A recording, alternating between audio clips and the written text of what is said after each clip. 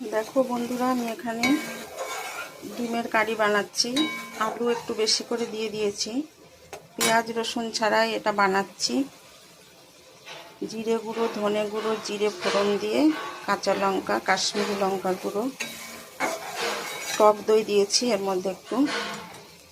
তোমরা এভাবে বানাও।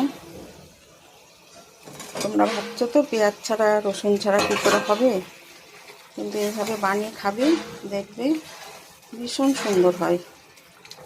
নামানোর আগে আমি একটু এই যে ফ্রেশ ক্রিম দিয়ে দেবো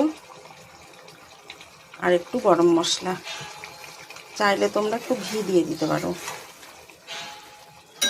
এখন তোমরা রান্না করেই দেখো, খুব টেস্টি হবে খেতে।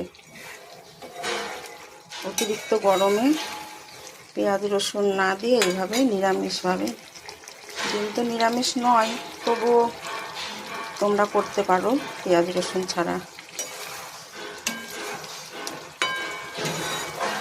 সবাই আমার দুপুরের শুভেচ্ছা নিও, শুভ দুপুরে। আমি তারপর আর একটু দেখাচ্ছি লাস্টে।